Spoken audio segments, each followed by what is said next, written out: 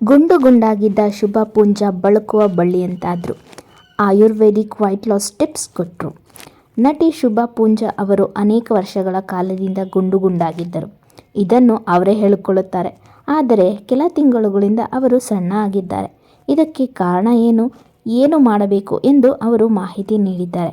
ಆ ಟಿಪ್ಸ್ ಏನು ಅಂತ ನೋಡೋದಾದರೆ, ನಾನು ನಟಿಯಾಗಿದ್ದರೂ ಕೂಡ ನನ್ನ ಕರಿಯರ್ ಪಿಕ್ ಸಮಯದಲ್ಲಿಯೂ ನಾನು ಗುಂಡಕ್ಕೆ ಇದ್ದೆ. ನಾನು ತುಂಬ ಜಾಲಿಯಾಗಿ ಇರ್ತಾ ಇದ್ದೆ, ಚೆನ್ನಾಗಿ ತಿಂತಾ ಇದ್ದೆ. ಕುರುಕಲು ತಿಂಡಿಗಳಂತೂ ನಾನು ಬಿಡ್ತಾನೇ ಇರಲಿಲ್ಲ. ಒಂದು ನಟಿಯಾಗಿ ಕೂಡ ಫಿಟ್ ಆಗೋದು ತುಂಬ ಇಂಪಾರ್ಟೆಂಟ್ ಎನ್ನುವುದು ಅರ್ಥ ಆಯಿತು.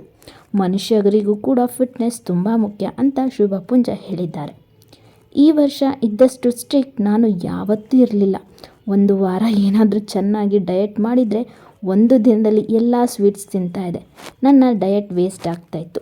ನಿಪ್ಪಟ್ಟು, ಚಕ್ಲಿ, ಕೋಡ್ಬಳೆ ನನಗೆ ತುಂಬ ಇಷ್ಟ ಅಂತ ಶುಭ ಪುಂಜ ಹೇಳಿದ್ದಾರೆ. ಚಿತ್ರರಂಗದಲ್ಲಿ ಇರಲು ಫಿಟ್ ಆಗಿರಬೇಕು, ಆದರೆ ನನಗೆ ಸುಸ್ತಾಗೋಕ್ಕೆ ಶುರು ಆಯಿತು. ದಿನದಲ್ಲಿ ನನಗೆ ಯಾವುದಾದ್ರೂ ಒಂದು ಇವೆಂಟ್ ಇದೆ ಅಥವಾ ನನಗೊಂದು ಯಾವುದೋ ಇಂಟರ್ವ್ಯೂ ಇದೆ ಅಥವಾ ಒಂದು ಮೀಟಿಂಗ್ ಇದೆ ಅಂದರೆ ಒಂದೇ ಮಾಡೋಕ್ಕೆ ಆಗ್ತಾ ಇರಲಿಲ್ಲ. ಆಮೇಲೆ ಸುಸ್ತಾಗ್ತಿತ್ತು ಅಂತ ಶುಭ ಪುಂಜ ಹೇಳಿದ್ದಾರೆ. ನಾನು 1 ಗಂಟೆ ವರ್ಕೌಟ್ ಮಾಡಿ ಸುಮ್ಮನಾಗೋದಿಲ್ಲ.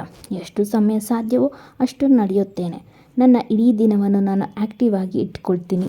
ಜಿಮ್ ಮಾಡ್ತೀನಿ, ಯೋಗ ಮಾಡ್ತೀನಿ ಅಂತ ಶುಭ ಪುಂಜ ಹೇಳಿದ್ದಾರೆ. ಜಂಕ್ ತಿನ್ನೋದಿಲ್ಲ, ಹೈ ಪ್ರೋಟೀನ್ ತಿನ್ನೋದಿಲ್ಲ, ಸ್ಮೂದಿ, ಪಂಪ್ಕಿನ್ ಡಯಟ್ ಮಾಡೋದಿಲ್ಲ, ಆಯುರ್ವೇದಿಕ್ ಡಯಟ್ ತಿನ್ನುವೆ. ಅಕ್ಕಿ, ಇಡ್ಲಿ, ಸಾಂಬಾರು ತಿನ್ನುತ್ತೇನೆ. ತರಕಾರಿಗಳು, ಕಾಳುಗಳನ್ನು ತಿನ್ನುವೆ. ವಾರದಲ್ಲಿ 1 ಅಥವಾ 2 ದಿನ ನಾನ್ ವೆಜ್ ತಿನ್ನುವೆ. ಆದರೆ ದಿನವೂ ಮೊಟ್ಟೆ ತಿನ್ನುತ್ತೇನೆ ಅಂತ ಹೇಳಿದ್ದಾರೆ. ನಾನು ಅನ್ನವನ್ನು ತಿಂದೇ ಸಣ್ಣ ಆಗಿದ್ದೇನೆ, ಆದರೆ ಎಷ್ಟು ತಿನ್ನಬೇಕು ಅನ್ನೋದು ಗೊತ್ತಿರಬೇಕು. ಸಂಜೆ 6 ಗಂಟೆ ಮೇಲೆ ಊಟ ಮಾಡೋದಿಲ್ಲ. ಏನೇ ಇದ್ದರೂ ಕೂಡ ನಾನು ಊಟ ಮಾಡೋದಿಲ್ಲ. ಒಮ್ಮೊಮ್ಮೆ ಜ್ಯೂಸ್ ಅಥವಾ ಟೀ ಕುಡಿಯಬಹುದು ಅಂತ ಶುಭ ಪುಂಜ ಹೇಳಿದ್ದಾರೆ. ನಾವೆಲ್ಲ ನೋಡಿದ್ದ ಶುಭ ಪುಂಜ ಎಷ್ಟು ವೆಯ್ಟ್ ಆಗಿದ್ದು, ಇವಾಗ ಎಷ್ಟು ಲಾಸ್ ಆಗಿದ್ದಾರೆ ಅಂತ ನೋಡ್ಬೋದು. ಸೊ ಇದು ಅವರು ಕೊಡುವಂಥ ಕೆಲವು ಟಿಪ್ಸ್ಗಳು.